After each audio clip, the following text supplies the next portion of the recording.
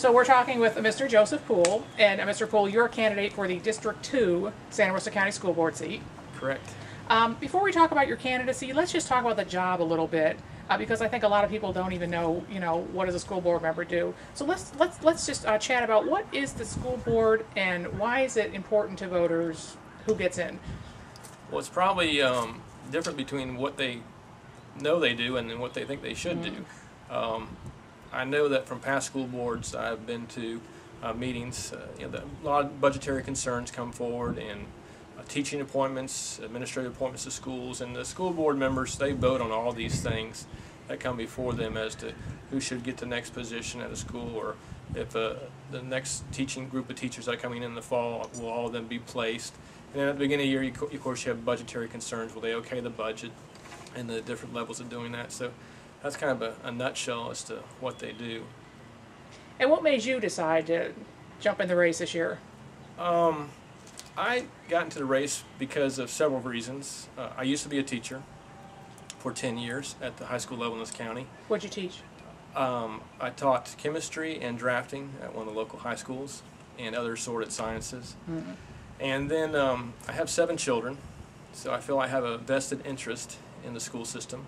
I have my youngest is 4 years old, so I have about 14 years left of children being in the school system here in Santa Rosa County. I've been a member of the Hiles Middle School School Advisory Council, SAC committee, for several years, and so I've seen a little bit different level of decision making within the school, and I've been asked to help with that decision making. So I just wanted to go to the next level, so to speak, of making those decisions. And I think there's some things I see that I would like to implement and be more aggressive with that has not taken place in the past. What kind of major challenges or issues you see facing the school district in the coming years? Well, overall, of course, we have a budget concern that may last for several more years, and so you're going to have to make do with less. But everybody in the country needs to learn to do that, and it can be done.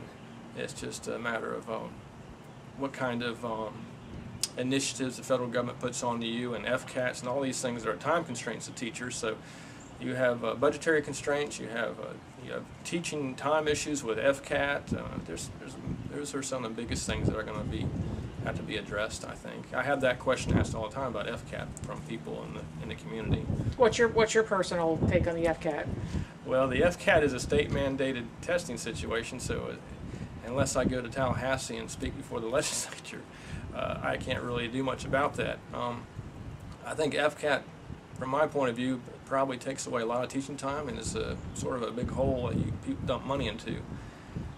It'd be nice to have a national test that could be used, like the ACT, just to evaluate kids as to determine where they are in respect to everybody else in the nation. The FCAT's just for Florida right now.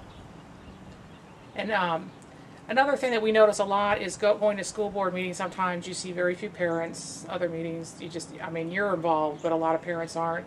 What are your thoughts on that? Is there any way to increase parental involvement? Should it be increased? It would be nice for it to be increased. I don't know if it's the school board's initiative to make parents come. I think they just have to have a valuable interest in what they want to see happen. They may have to turn their TVs off and cut back on something else if they want to become proactive. And we've seen some things done politically just recently that get done because I think American people have a I don't care, or they've given up attitude, maybe, because they feel like their voice doesn't make a difference. And their voice really does. So I invite them to come to school board meetings. I invite them to become a core group of parents at each school, either through PTO or just becoming friends with their principals and assistant principals and saying, hey, call on me if you have an issue, because I got your back. And I think that's needed, more so than ever has been. Last question. What makes you uniquely qualified for the job? Why should voters vote for you?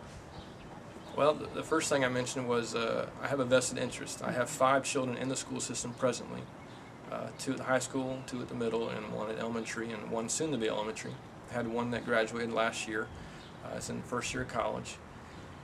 And so I have many more years of wanting them to get the best education they can for the taxpayer dollar that we're putting into this community.